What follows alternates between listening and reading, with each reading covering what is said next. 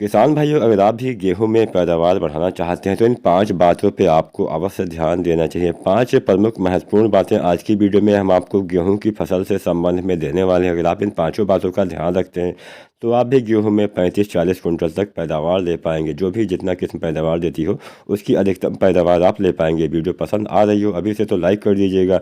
कोई भी सवाल सुझाव हो नीचे कमेंट करें। चैनल पर नए हैं तो एसआरजे फार्मिंग चैनल को सब्सक्राइब जरूर करें, साथ में बेल आइकन जरूर दबाएं। तो चलिए ज़्यादा समय ना गवाते हुए जानते हैं वो 5 बातें कौन कौन सी आपको याद रखनी चाहिए।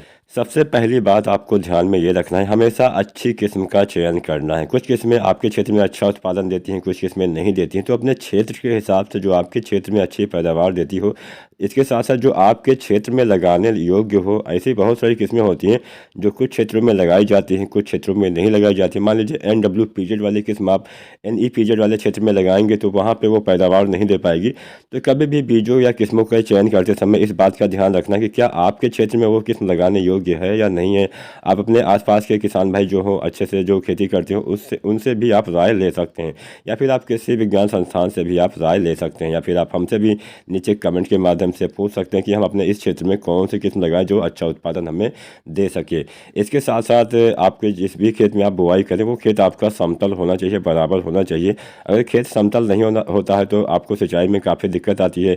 एक जगह पे पानी भरा रहता है, दूसरी जगह पे पानी नहीं पहुंच पाता है, जिससे नुकसान होता है। ज़्यादा पानी जहाँ पे रहता है वहाँ पे फसल पीली हो जाती है। फसल पीली होने से उत्पादन में कमी आ जाती है। इसके साथ साथ पहली सिंचाई पे भी आपको विशेष ध्यान देना चाहिए। बहुत सारे किसान भाई पहली गलती यहीं पे करते हैं कि पहली सिंचाई बहुत ज़्यादा कर देते हैं, जिससे वो पानी काफ़ी दिनों तक भरा रह जाता है।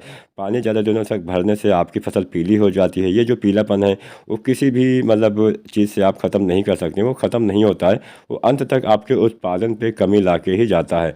तो सिंचाई पे आपको विशेष ध्यान रखना है, समय से आपको सिंचाई करनी है। पहली और आखिरी सिंचाई हमेशा हल्की ही आपको करनी चाहिए।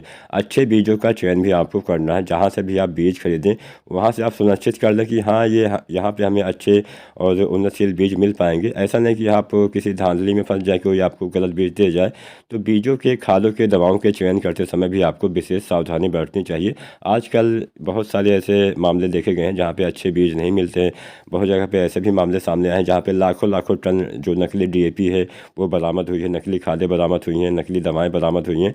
तो सभी के इस्तेमाल से पहले आपको चेक अवश्य करना है। एक्सपायरी डेट चेक करिए कहाँ पे बना है, उसके बाद में पता लगाइए, तभी आप अच्छे से खेती कर पाएंगे।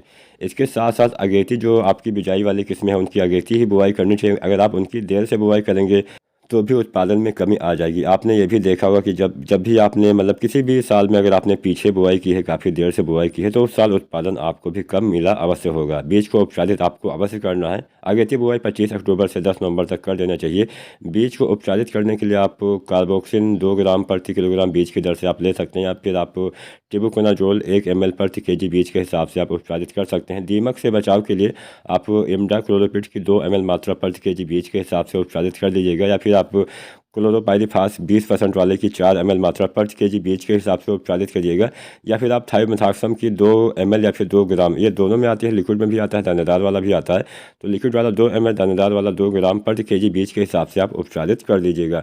बीज उपचारित काफ़ी ज़रूरी है। बीज को उपचारित करके आप बहुत सारे रोग, बहुत सारी बीमारियों से बच सकते हैं। अगर हम बात करें खादों के बारे में तो DAP अगर आप डालते हैं तो 50 से 55 kg DAP आपको डालना है। यूरिया आपको लगभग 2.5 से 3 बैग डालना चाहिए। SSP आपको 1 बैग डालना होता है। SSP में कैल्शियम, सल्फर और फास्फोरस होता है, जिससे आप अच्छी बढ़वार ले पाएंगे। तो इन खादों का इस्तेमाल किसान मित्र कर सकते हैं। समय से सिंचाई, समय से खादें, समय से सभी चीज़ें अगर आप करते हैं, समय से बुआई करते हैं, उचित देखभाल करते हैं, खरपतवार का नियंत्रण समय से करते हैं, तो निश्चित ही आप गेहूँ में अच्छी और ज़्यादा पैदावार ले पाएंगे। अगर आपका कोई भी सवाल किसी भी विषय से संबंध में हो, अगर खेती बाड़ी से संबंध में कोई भी सवाल आप पूछना चाहते हैं तो नीचे आप कमेंट अवश्य करिएगा, हम आपके सारे सवालों के जवाब जरूर देंगे।